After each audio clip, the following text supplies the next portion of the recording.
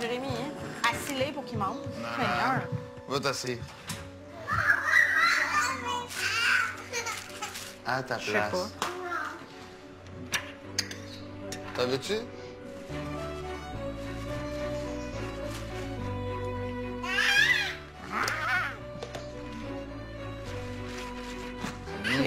Je pense que tout est prêt, là. Maman, tu veux-tu un bol de céréales? Ah non, t'as pesé sur quoi? Si, vite, vite.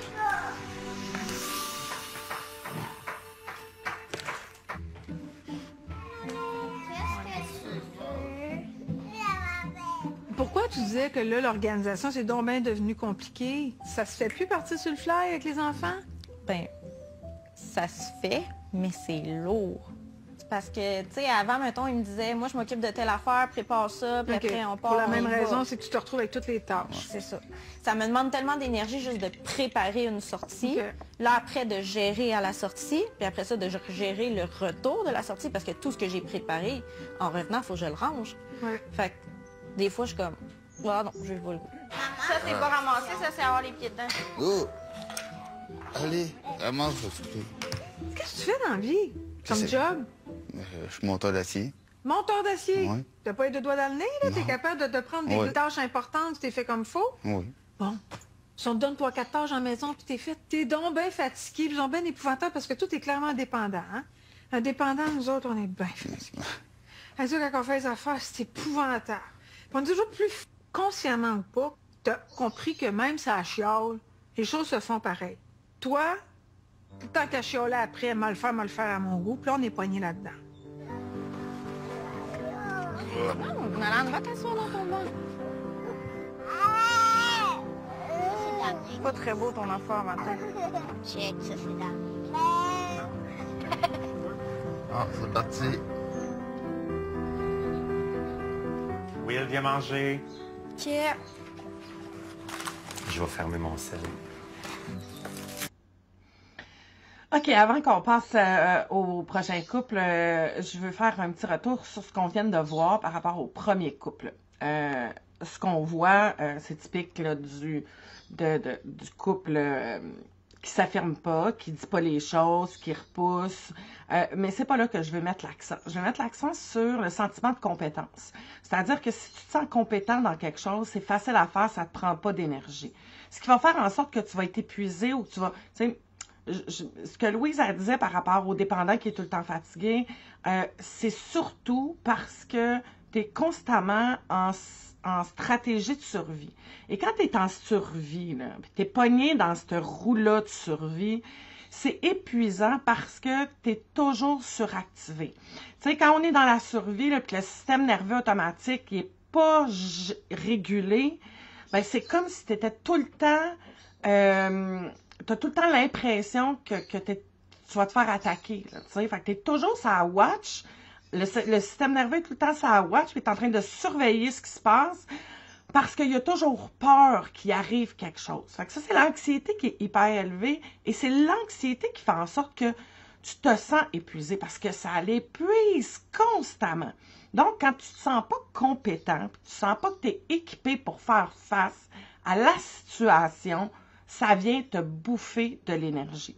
Donc, ce qu'on voit dans le couple, attends une minute, j'ai oublié leur nom, là, Jérémy et Emmanuel.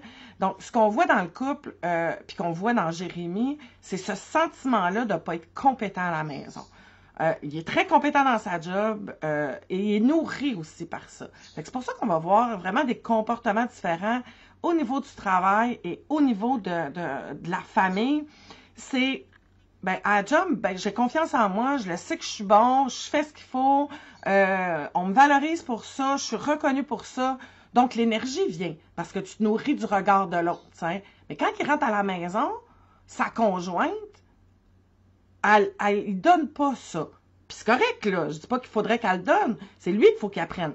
Mais lui, dans sa tête, le fait qu'elle le reconnaisse pas, qu'elle le valorise pas, puis qu'il n'y a pas un retour, ben, il se sent pas nourri, puis là, ben, il arrive, puis c'est tout le temps, c'est la peur. La peur du reproche, la peur de pas être correct, la peur de pas être aimé, la peur de pas être bon, la peur de...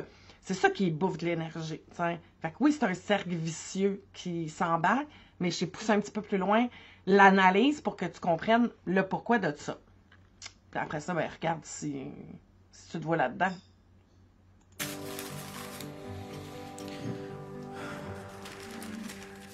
J'ai fait des crises d'angoisse en répétition. Ça n'arrêtait pas jusqu'à toute la nuit. Je me réveillais, je paniquais. Je tombais dans les pommes, je me réveillais. Ben, je le sais bien, tu me réveillais. Je rêvais que j'étais en train de vomir. Je me réveillais en sursaut. Quand tu te levais, tu me réveillais là. Je me suis beaucoup réveillé. Pas mal souvent. Je m'en souviens pas. Ouais, j'ai pas vraiment dormi, je vais te dire. Si toi, quand tu dormais, je dormais. Dès que tu te réveilles, moi, ça me réveille tout de suite. La gestion de l'anxiété, là, c'est difficile pour soi, c'est difficile pour la famille, tu sais. Et c'est de là de dire, à un moment donné, il faut que tu t'en occupes, il faut que tu prennes ça en charge. C'est ta responsabilité de t'occuper de ce qui se passe à l'intérieur de toi. Il y a plusieurs causes à l'anxiété, mais entre autres, on l'entend, c'est ses pensées. Peur de vomir. J'ai peur d'être malade, j'ai peur que... Fait que vu que j'ai peur d'être malade, ben je vais être vraiment comme hyper vigilant, checker tous mes symptômes, tu sais, à l'intérieur de moi. Puis c'est ça qui va faire que je vais paniquer. Tu sais, il y a rien, mais c'est que par les pensées à ce moment-là que ça c'est là. Il y a ça, cette explication-là. Deuxième, dans le corps, il y a le système nerveux automatique, je t'en ai parlé, il y a le nerf vague qui est responsable, puis lui, il est connecté à ton cœur, à tes intestins, à ton estomac, à tes poumons, tu sais, fait qu'il vient énerver, fait qu'il passe tout ici, là. Fait que si ton rythme cardiaque s'accélère, il envoie un message à ton cerveau en disant « Hey, wow, wow, wow, wow, wow, wow! Il y a quelque chose qui se passe, il y a un danger. » Parce que c'est quand je me abattre, le cerveau, il dit pas, ben non, calme-toi, là, il n'y a rien, là. Il n'y a pas cette capacité-là, le cerveau. T'sais, mais lui, il va décoder que dans ton corps, il y a quelque chose qui s'active, puis qu'il y a un danger qui est propice, qui est là. T'sais. Il y a plein d'exercices qui se font, je les enseigne, ces exercices-là, pour apprendre à réguler, puis à ramener ton système nerveux à répondre adéquatement aux vraies choses. C'est une affaire. Un coup que tu régules ton système nerveux, ça va. Après ça, ben il faut que tu travailles tes pensées. T'sais. Puis là, on voit qu'il y a un trauma. Parce que quand on a peur d'être malade comme ça, on tombe dans l'hypocondrie, ben il y a un traumatisme qui est installé là. Il faut aller défaire le traumatisme. Puis surtout que tu faisais des crises que je me rendais compte, là. Papa faisait des crises de panique cette nuit.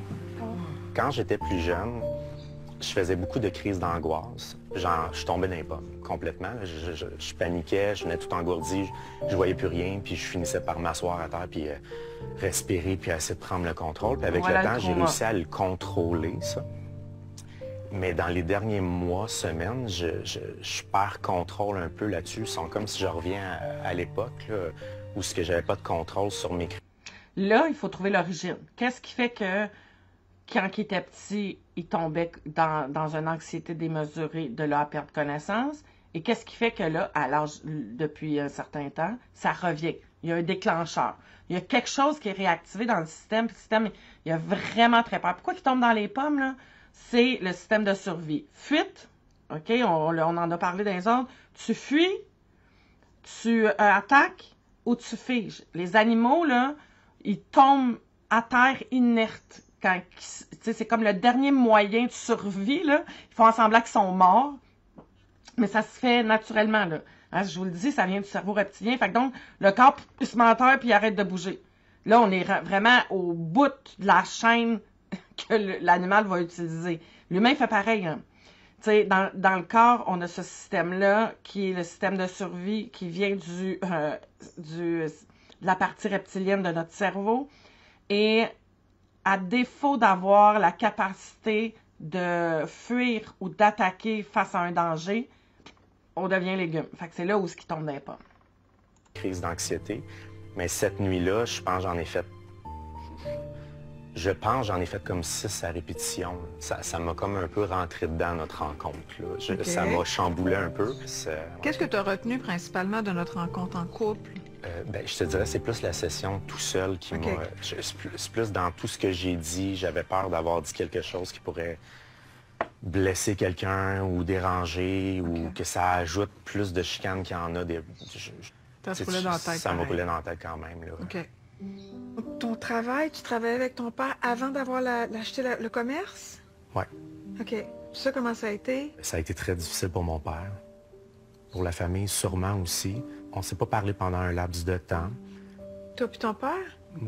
Pas mal toute la famille, je te dirais. Pour eux, c'était ingrat. Je m'en allais, puis j'étais plus... je quittais l'entreprise pour faire autre chose. Puis par la suite, peut-être 4-5 mois plus tard, la famille a un peu mélangé ce qui s'est passé dans ma vie personnelle puis l'entreprise, pensant que je voulais faire un choix de tout laisser, en plus de devenir gay. Là. Pour eux, c'était un choix que je faisais, quand pour moi, c'était juste l'évidence. Puis quand tu penses à cette année-là, là, comment tu te sens? Ah, je retournerai pas loin. Non? Ça a été, je dirais, un bon 2 ans de ma vie là, que j'en referais pas. Là. Et là, on vient de voir, OK, il y a toute une histoire avec la famille, le couple, tout ça s'est arrivé en même temps. Il n'y a pas de gérer.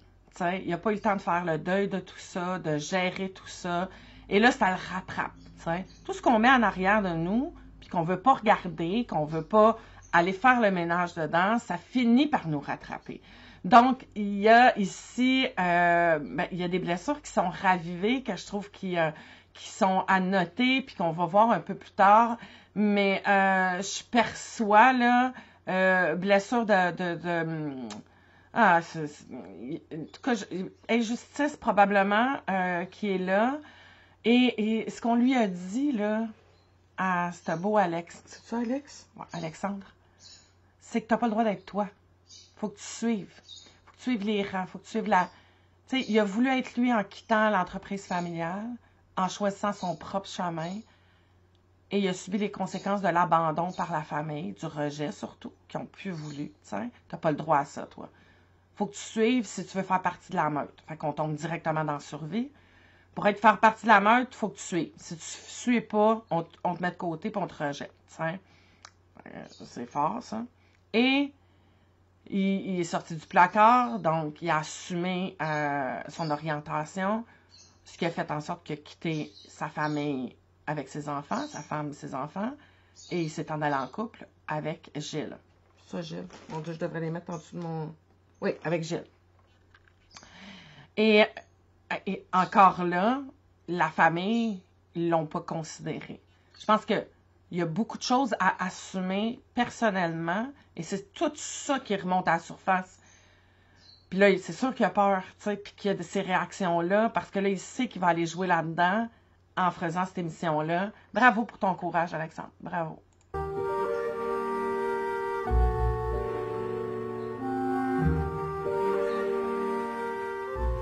C'est papy ton café. Merci beaucoup. Oh, Des Nathalie cartes si on Ficard. veut dormir. Et qu'on est rendu vieux. Oh, Ah, ils ont on l'a commencé leur carton. Tu vas-tu avoir quelque chose à parler à Louise, toi? En particulier ou... Ah oui. C'est déjà le scénario déjà tout dans ma tête. Il est déjà tout dans ta tête. Ouais. Je te le dis. OK, moi, j'ai pas le droit de savoir. Finalement, tu gardes ta salive pour Louise, finalement. Ça fait pas de changement. Tu ne me parles pas à moi. La salive, la salive. Non, on revient pas avec la salive. Pas de changement d'habitude. Non. Mais non, il ne fait pas confiance encore.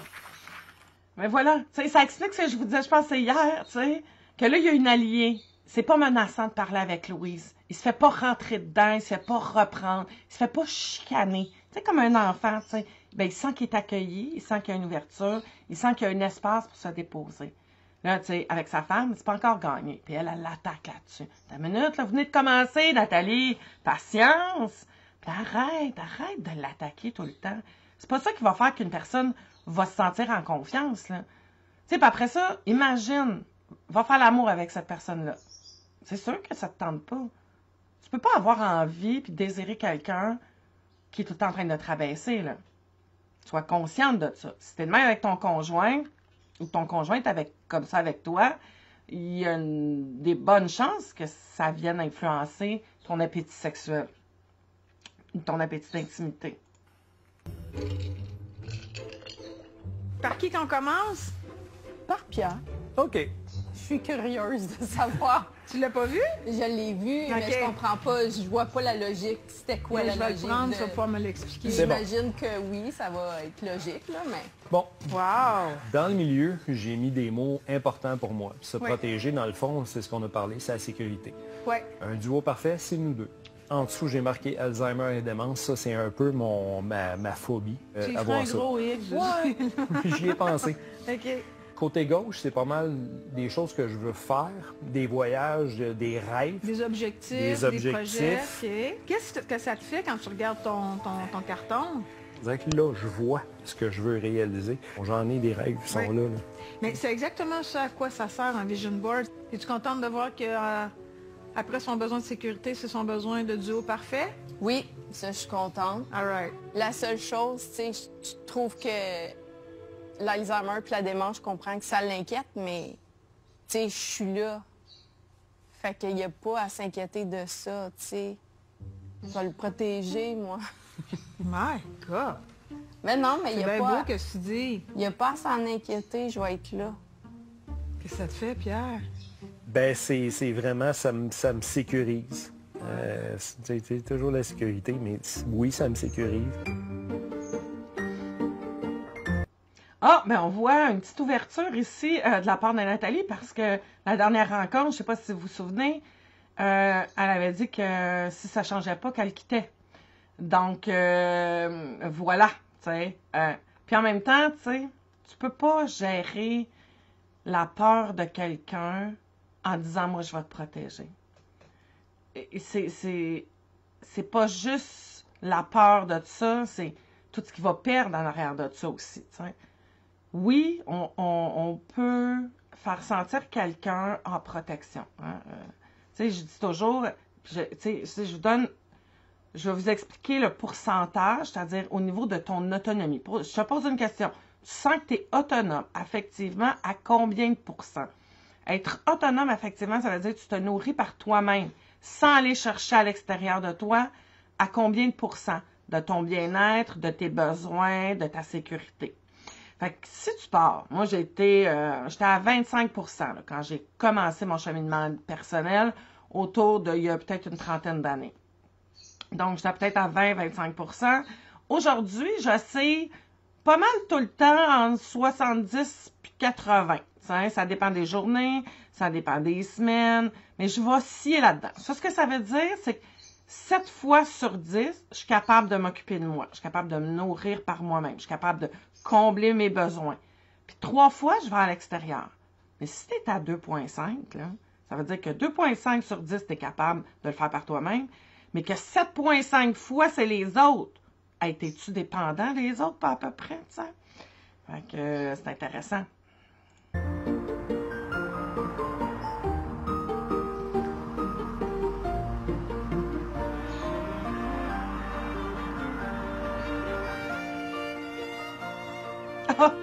Qu'est-ce que ça t'apporte de faire l'amour? Je comprends le plaisir sexuel. Une proximité. D'une proximité de la personne. C'est comme une façon de te sentir proche de ton amoureuse. Ouais. Ah, exactement ce que je vous disais l'autre journée. Tu sens son besoin, mais tu dis, gars, mais je comprends, mais moi, j'en ai pas envie. Comment tu vas te sentir? Oui, naturellement, je vais me sentir coupable. C'est ça, c'est le même. Pour vrai, Diane, à force de le faire par culpabilité, qu'est-ce qui va arriver? Non, je vais m'éloigner. Ça, c'est clair. Un moment donné, pow!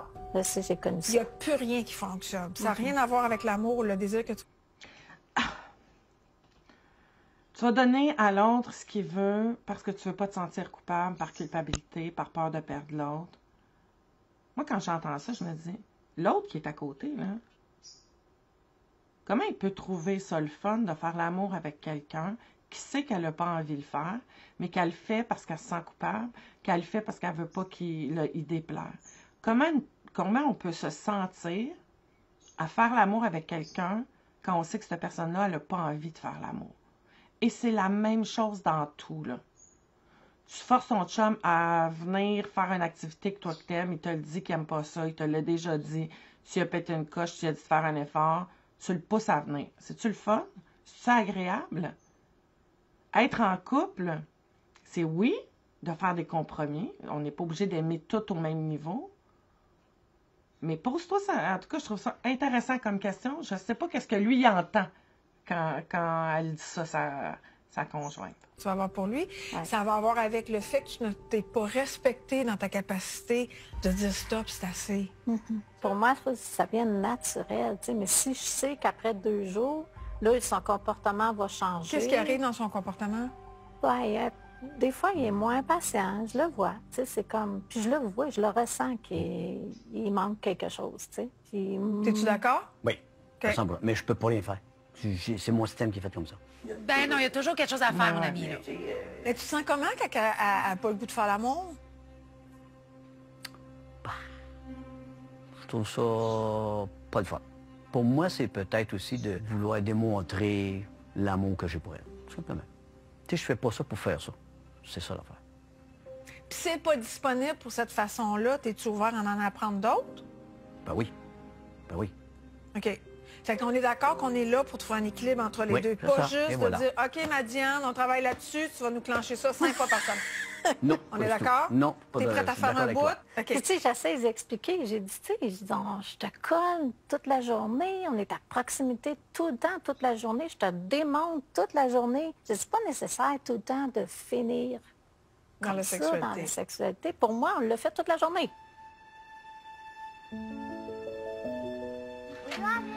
J'ai hâte de voir qu'est-ce que laissez t'en faire. fais de ça. Juliette, il est capable d'y aller. 1, 2, 3, go! Puis, on fait la Moi, je sais. Toi, qu'est-ce qui t'a séduit, Emmanuel, quand tu l'as rencontré? Tout, c'est... On se parlait tout le temps, on faisait tout le temps plein d'activités. Tu sais, on était tout le temps ensemble, puis...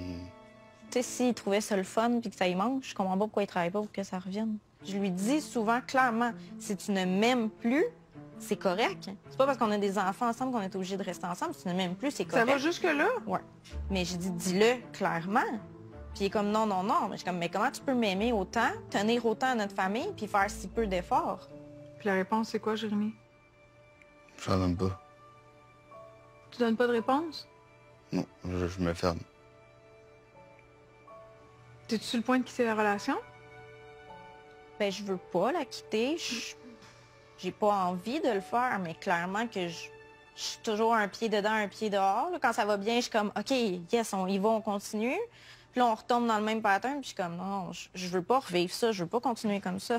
Puis Jérémy le dit, il parle pas beaucoup, il communique pas beaucoup ses émotions. Fait que là, moi, je parle, je pleure, je crie, je verbalise mes émotions de toutes les façons inimaginables. Puis lui, il est là, puis, t'as raison, je vais travailler là-dessus. Mais je suis plus capable de l'entendre. Jérémy, passe-moi après Éloi. On est dans deux mécanismes de survie différents. Elle est dans l'action. Donc, elle dit, elle exprime, elle agit, elle fait des choses. Lui, il est soit dans la fuite ou dans le fige. Donc, il se ferme, il dit pas. Donc, on est dans deux mécanismes complètement qui créent cette opposition-là. On marche pas dans la même direction dans ce temps-là, tu sais. Donc, à prendre en contre, là, où il va avoir les deux, à arrêter d'être dans ces mécanismes de survie-là. Mais n'oubliez pas, ils sont dans la survie. Quand ça rendu, même les enfants de 8-10 ans, ils veulent ça faire pour ça encore. Mais j'ai pas 10 ans.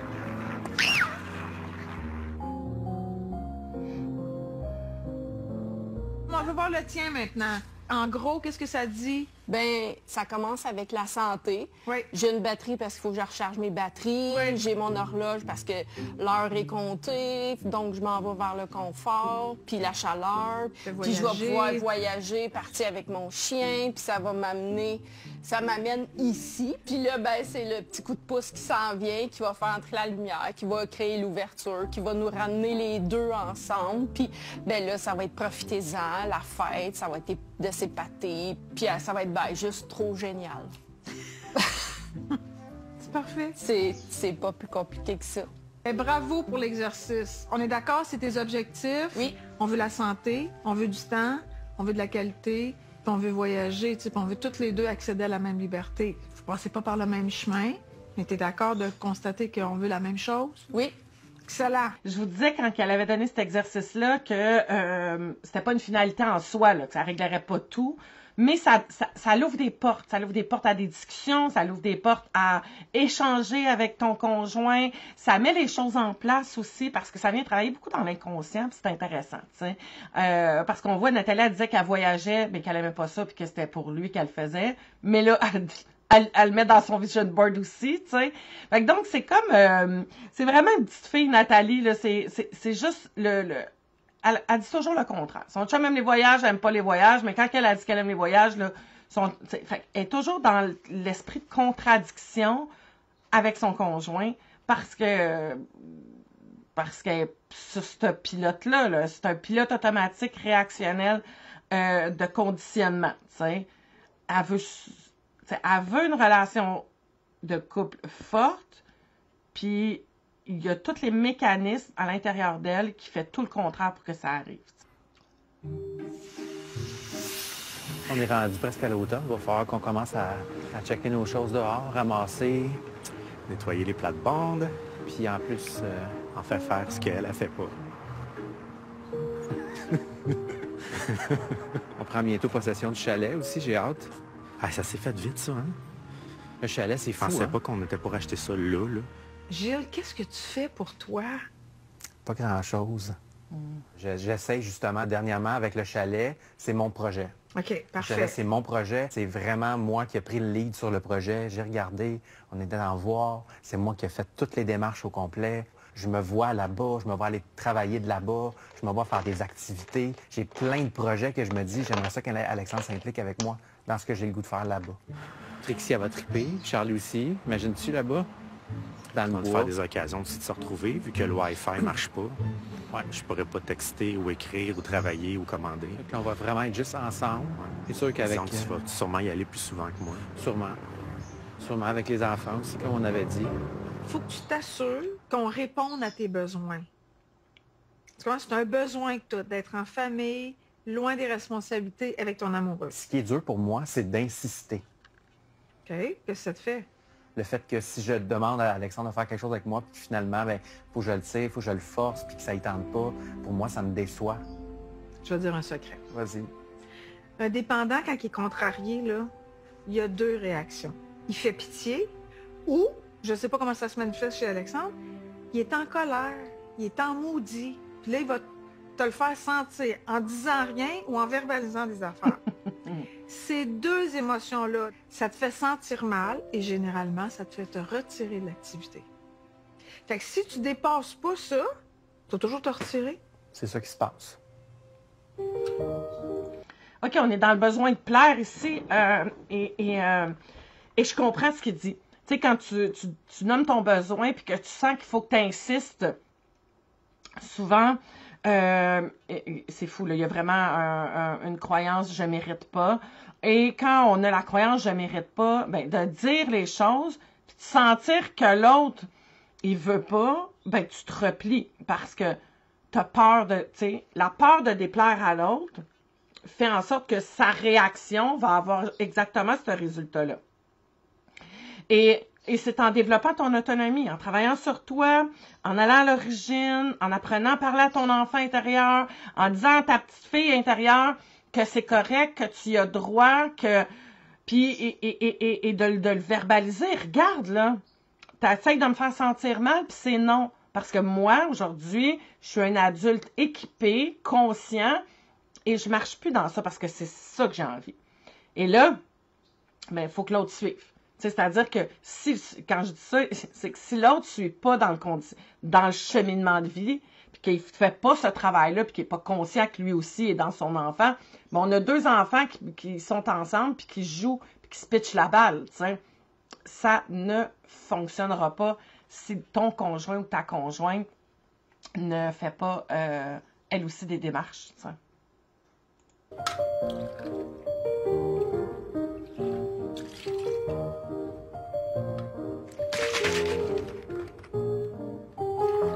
On va aller contacter ton monde émotif pour t'aider à vivre ta sexualité de façon plus satisfaisante. Ce que ça va faire, pendant que tu travailles là-dessus, elle va avoir le temps d'arriver. Parce qu'elle n'a pas le temps de dire « Ah, je prendrai un petit bain, le bain, il coule déjà. » Ce que ça va faire, tu vas te sentir plus désiré. Tu vas te sentir confirmé qu'elle aussi a l'envie, qu'elle tripe sur toi, qu'elle a le goût de faire l'amour. Parce que c'est toujours toi qui prends les devants. Toi, tu es un dépendant, là, qui carbure à l'intensité. Avec une codépendante qui dit « Ah, pauvre, il faut pas le décevoir, il faut pas le déplaire. » Puis, on est tous dans cette dynamique-là. Vous êtes complètement le contraire. Mais là, il faut faire le mi-chemin.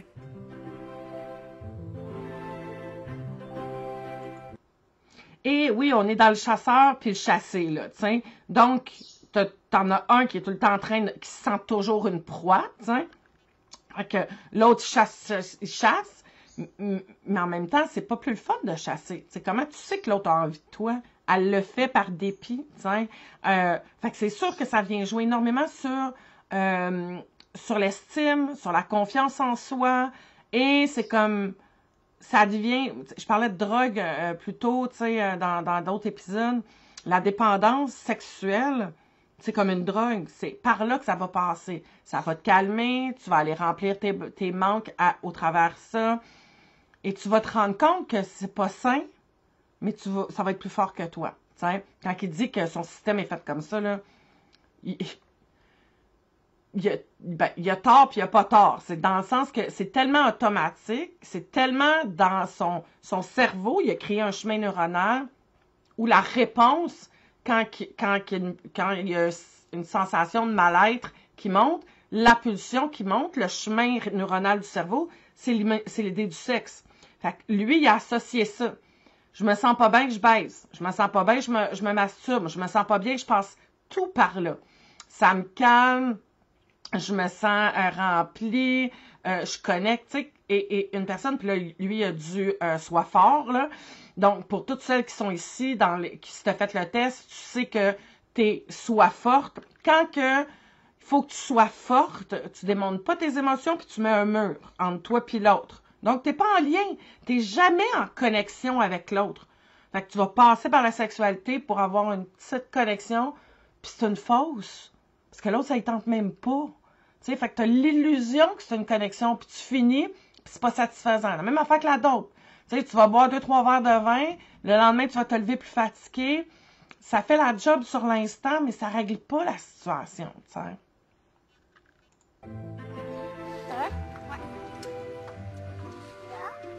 Ouais, on va manger ici. Ça, c'est celle en Hollande, mais ça, dans ce Oui, c'est moi. Mais ça se dit, ton plastique. Puis toi, là, si j'avais une baguette magique, là, qu'est-ce qui... Avez-vous entendu le ton? Tu sais, tantôt, ce que je disais, je me sens pas compétent. Fait que donc, ben là, le ton qu'on emploie, ça fait partie de notre responsabilité, là. Oui, tu sais, il y a tellement de frustration d'accumuler. Il y a tellement de... Tu sais, à l'intérieur de soi, là, on a une équipe, t'sais. On a notre adulte conditionné, notre enfant intérieur blessé, notre enfant intérieur lumineux, il y a notre âme aussi. Et quand tu as l'impression que tu te trahis toi-même en n'écoutant pas ce qui se passe à l'intérieur, en n'étant pas... Ça, t'es directement dans le conditionnement. Tu sais, quand on s'est incarné, là, notre âme, là, elle avait une nature à elle profonde. La comparaison, puis peut-être que tu m'as déjà entendu dire ça, c'est tu nais, mettons, puis tu es une pomme. Ton environnement te dit non, nous, on veut pas de pommes, on veut que tu sois une banane. Donc, tu vas te transformer pour devenir une banane. Et avec les années, tu vas peut-être oublier que tu es une pomme. Puis à un moment donné, ben, cette petite voix-là, elle revient. Hey, tu es une pomme. Qu'est-ce que tu fais là? Essayer d'être une banane. Puis là, toi, tu pousses, puis tu remets dans le fond. Puis là, la petite voix revient. Mais comment tu veux t'aimer si tu n'es même pas capable d'écouter à l'intérieur de toi qui t'es? Et un coup que tu écoutes ça, ben là, les gens autour de toi vont réagir.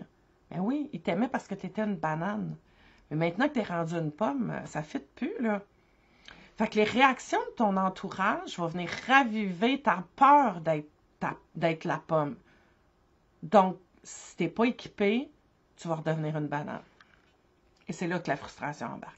Il faudrait qu'il change rapidement ou que tu aurais besoin ou que tu souhaiterais secrètement. Qu'il y ait vraiment des changements. Aussi petits soit-il, qu'il y en ait un, puis qu'il soit constant. Mais est-ce que tu veux des changements avec ton partner pour faire équipe au quotidien ou tu t'ennuies de ton amoureux? Faudrait les séparer. J'ai pas le goût d'être avec mon amoureux si j'ai pas de partner.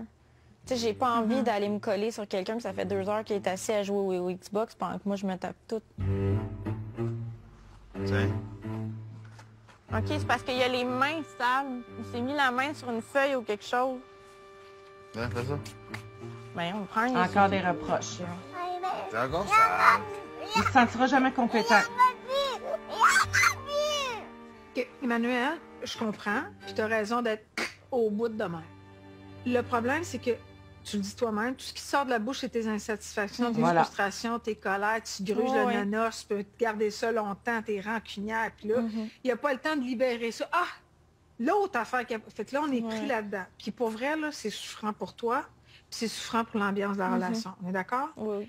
Ça lui renvoie le sentiment qui n'est pas à la hauteur. Puis là, ton estime a fait ça. Là, des affaires banales, tu n'es pas foutu de t'occuper de tes enfants comme du monde, tu n'es pas capable de ramasser la cuisine comme du monde. Tu comprends-tu? C'est comme, c'est pas ça que tu veux faire, mais c'est ça que ça fait. Fait que moins tu le fais, moins tu es capable de le faire, moins tu te sens bon pour le faire. Puis là, tu as l'estime d'un talon.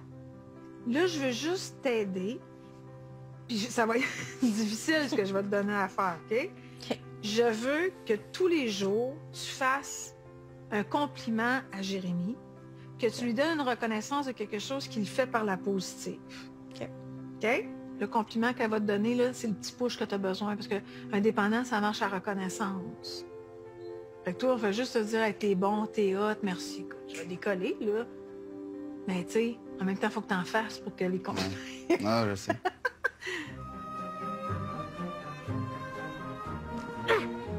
T'es prête? You!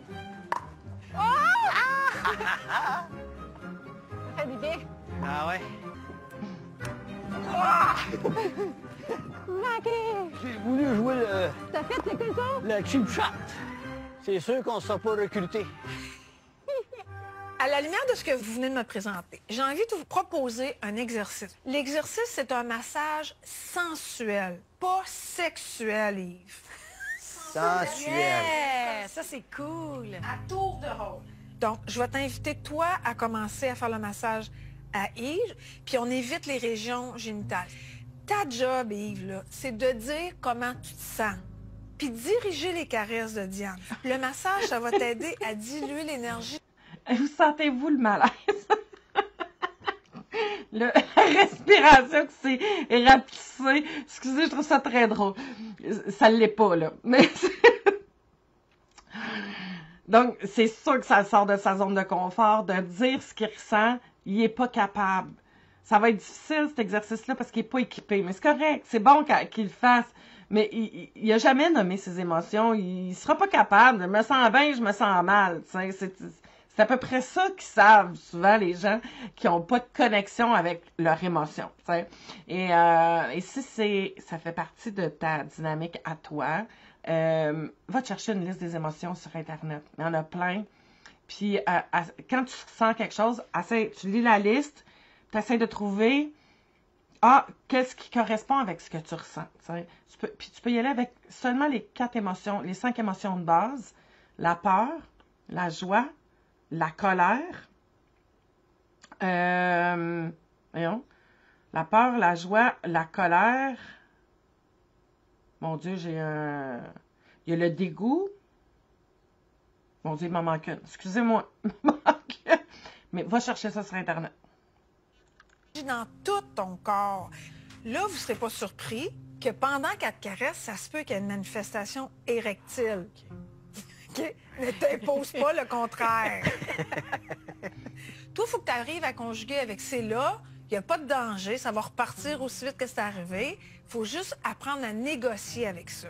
Idéalement, les yeux bandés, pour que tu puisses être capable de vraiment t'abandonner sans regarder qu'est-ce qui se passe autour, la regarder elle, y parler, juste comme te concentrer sur ce qui se passe dans ton corps.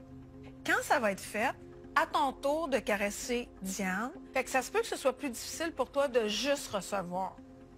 Bien, peut-être que je vais sentir un inconfort au début, là, probablement, parce que c'est toujours que ça finit. C'est ça. Puis là, il faut que tu luttes contre l'inconfort. Là, tu vas vivre avec l'inconfort qui est « Oh mon Dieu, j'ai peur que ça finisse en sexualité. » On y va pas. Le pire qui va arriver, là, vous allez avoir le désir dans le tapis, vous allez être allumés comme des arbres de Noël, vous gérez ça 2 jours plus tard. 2 jours. Tu comprends? Puis ce qui est bien important, c'est ça, c'est de ne pas rien faire. À la fin du massage, il n'y a pas de sexualité. Indépendamment que j'avais le désir dans le tapis comme ça, on se laisse ces choses résorber, puis on se reparle un peu de l'exercice, de comment ça s'est passé. OK.